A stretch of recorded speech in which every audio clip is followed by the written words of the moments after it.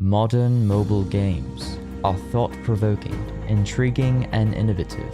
They test the limits of modern hardware and leave us in awe with the depth of their storytelling.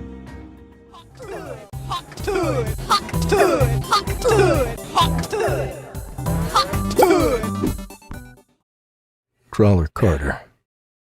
Obviously, if you haven't been living under a rock for the past few years, you know that nothing I just said is at all true. Mobile games have become so brain dead at this point, I wouldn't be surprised if they've contributed to the rising rates of retardation in today's world. Well, that, and the fluoride in the water turning the frogs gay. What makes this modern problem even more interesting is that mobile games used to actually be super good, with classics like Infinity Blade, Fruit Ninja, Jetpack Joyride, and Pocket God. The list goes on. These games didn't see the lack of a controller as a limitation, but instead utilized the on-screen controls as an advantage. Plus, none of these games were loaded with ads. Free word game, no annoying ads, no Wi-Fi needed. Games today just feel like ad delivery services straight down the gullet. Some of these modern games are so bad they just feel like ads, with a little bit of game sprinkled in. Maybe some people are okay with ads, but I've grown so weary of them that I essentially have a zero tolerance policy. If I can't avoid the ads, I won't consume, or will find another way to consume. Back to mobile games. Some are so similar, I swear some random dude in a basement is just using templates to pump out hundreds of clones. Like, bro, how many versions of Wordscapes do I need?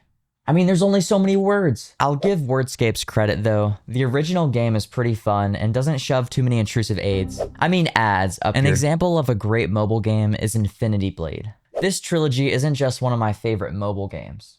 It's one of my favorite games in general. Infinity Blade has an actual story, unlike just spitting on that thing.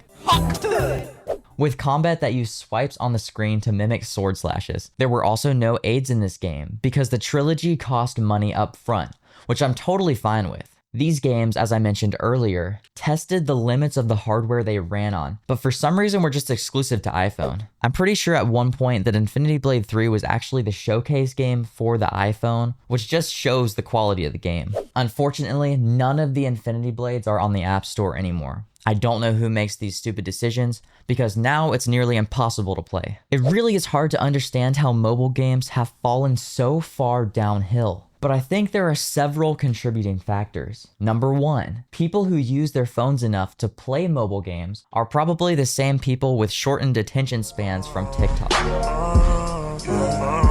These players aren't interested in a game with great mechanics or a deep story. They just want an ADHD dopamine rush. Modern mobile games are also super predatory with their ads, and in-game purchases. The free-to-play business model seems great on the surface, but unfortunately, nothing is truly free, except the love of Jesus Christ. What developers end up focusing on is not making a great game to make money, but is throwing in nothing purchases like skins or even pay-to-win items. I myself am ashamed to admit, I have fallen for this a few times. I wish I could say that this brain-dead era of mobile phone gaming was dying, but it's really not. In fact, it's one of the most lucrative businesses out there. The only hope we have at this point is sideloading and emulation, which is a very tough pill to swallow if you're a fruit user. Apple wants people to sideload about as much as the Puff Daddy himself wants to be a wholesome father figure. Android users, on the other hand, do have both options at their disposal. All in all, it's very unfortunate to see where mobile games are today, but at least we still have PC titles, right? Right?